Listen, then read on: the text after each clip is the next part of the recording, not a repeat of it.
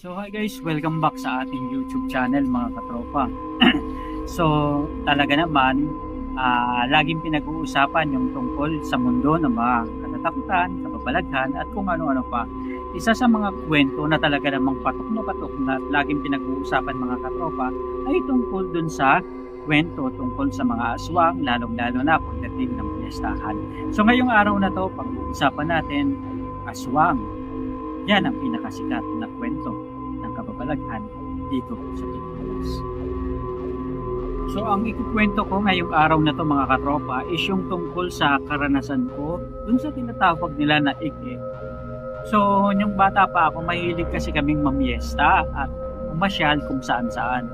So isang beses nayaya ako na mamiesta dito sa party ng Quezon. Beses mga katropa, nayaya ako na mamiesta dito sa bayan ng Tiaong. Ang Tiaong kasi noon hindi pa katulad ngayon na maunlad na, marami ng mga malls, marami ng mga kalsada, meron ng mga diversion road. Dati hindi ganoon. Dati mapuno, magubat, at talaga namang yung bahay layo-layo. So isang beses mga katropa na miesta kami. And sa pamimiesta namin, meron kaming kasama na buntis, dalawang bata, which is kasama rin ako, bata pa ako noon. And maliban sa dalawang bata, meron kasama pa ako, and isang lalaki, yung asawa niyong buntis, and isa pa na binatilyo. So ibig sabihin, 6 kami mga katropa na magkakasama. And nakarating kami ng Tiaong mga 6 o'clock ng gabi. Noong mga panahon na yon, medyo maliwanag pa. Kasi dati yung 6 o'clock, medyo maliwanag pa dahil nga nasa daan pa kami sa main highway. Ngayon, yung pupuntahan namin, hindi ko alam na papasok pa pala ng gubat na maglalakad pa ng 1.5 hours para makarating dun sa bahay ng pupuntahan namin. Ang Tiaong kasi mga katropa, kilala yan sa pinakamasarap na tikoy siguro sa buong Pilipinas. Yung native tikoy, yan talaga yung dinadayo dyan. Kasi ang mga taga Tiaong, kapag namiesta ka sa kanila, hindi ka pwedeng umuwi nang wala kang daladala at baon-baon na tikoy. Ang tikoy kasi sa kanila, niluluto ng matagal na oras. Mula umaga, dire-diretso pa, hanggang aabutin pa ng hapon. And gustong-gusto nila yung talagang kumakapit yung tikoy.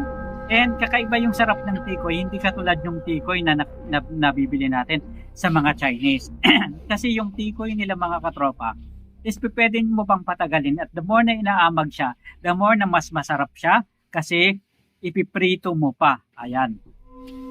So, eto na nga, pag punta namin sa highway, wala na kaming masakyan kasi uso yung sumasakay pa sa kalabaw. May kasama kaming mga katropa na buntis.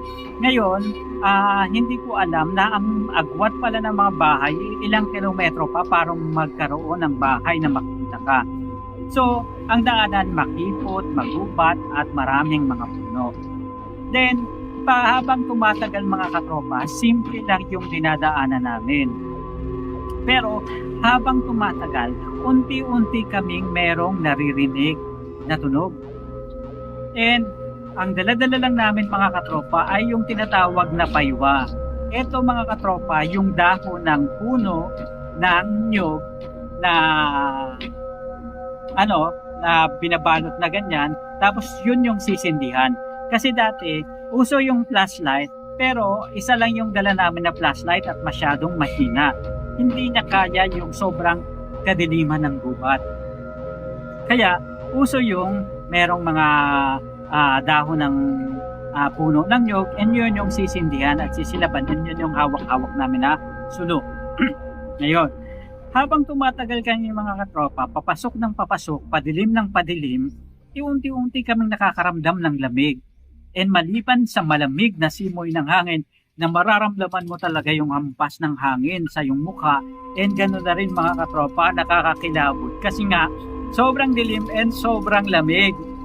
Plus, meron pang mga pangilan-ilan na alulong ng mga aso.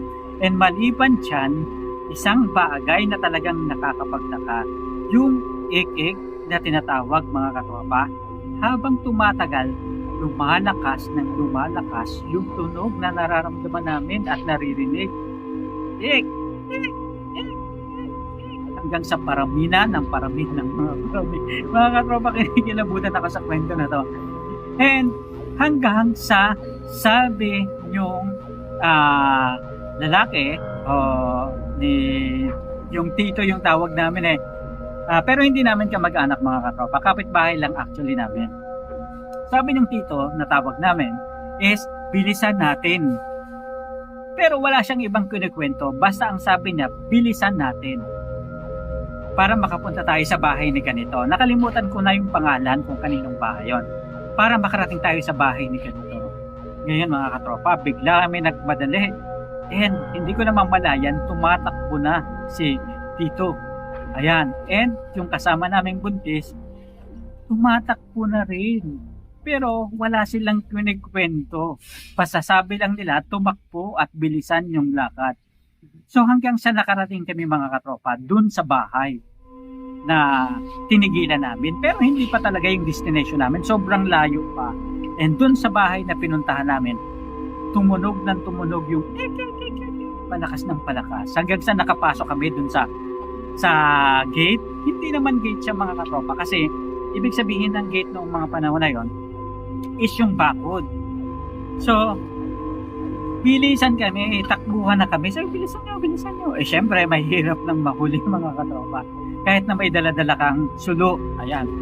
So pagpunta namin doon, sabi namin, bakit kailangan natin bilisan ang hirap-hirap maglakad kasi nga gubat-gubat pa. Tapos yung damo may ano-ano pa siya, may parang tubig-tubig na kasama kasi nagmo-moist. Ayan.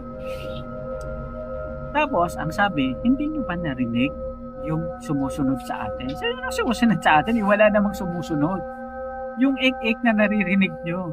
Ek, kasi may kasama tayong buntis.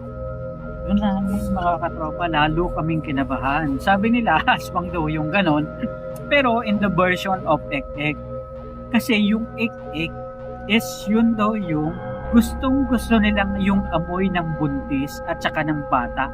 Kasi napakabango raw yun sa kanila mga katropa. And yung ek-ek is, sabi ko, bakit naman tayo susundan? Nakadamit naman. Yun pala mga katropa, yung half sleeve, uso kasi yun parang saya siya na sinusuot sa loob ng saya pa ng girls na tapos yun pala, hinubat yung kasama namin na buntis. At yun pala yung pinangpatong sa ulo niya para hindi siya mahamugan. And yun daw yung mabango. Tapos alam mo mga katropa, yung ginawa sa amin, yung tao na pinuntahan namin, yung bahay, binigyan kami ng mga bawang, ayan, at asin. And sabi namin, bukas na kaya tayo magpaaga na tayo kasi nga 6 o'clock na kami nakaalis, di ba? So siguro by that time nakapaglakad na kami mga katropa ng mga 8:30 na yung time na yon.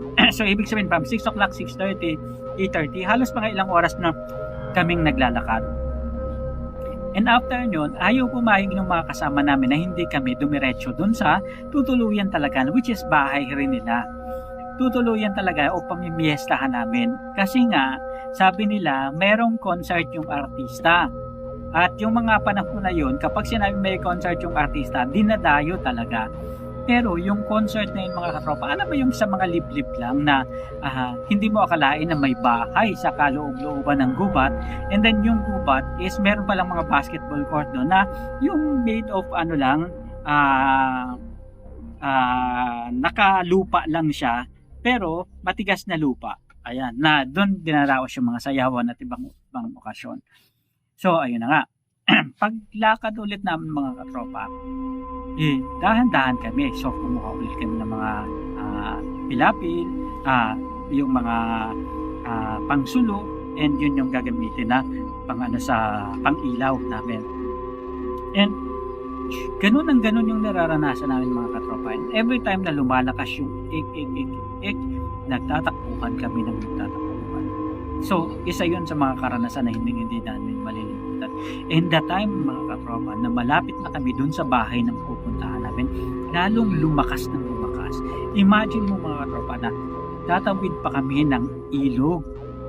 na yung sapa-sapa, alam nyo naman na kapag tatawid ng sapa, may mga kawayan, yung hampas ng kawayan talagang creepy. Ayan, so lalo pang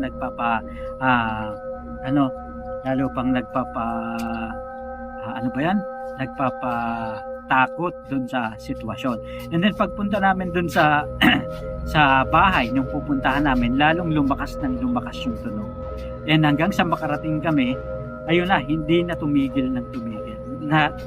Tumigil lang siya nung nandun na kami mismo sa loob ng gate ng bahay na pupuntahan namin.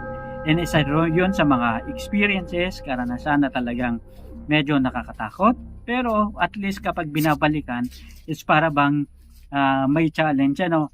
And yung matatawa ka na matutuwa na parang naranasan mo yung ganong pagkakataon na parang yun na yata yung 4 hours o 5 hours na paglalakad na talagang sasabihin mo nandun yung challenge, nandun yung saya, pero nandun rin yung sobrang kaba. Ayan, yan yung kwento ng cake, mga katropa. So samahan nyo ako sa susunod na kwentuhan natin dito pa rin sa YouTube channel. Sa muli.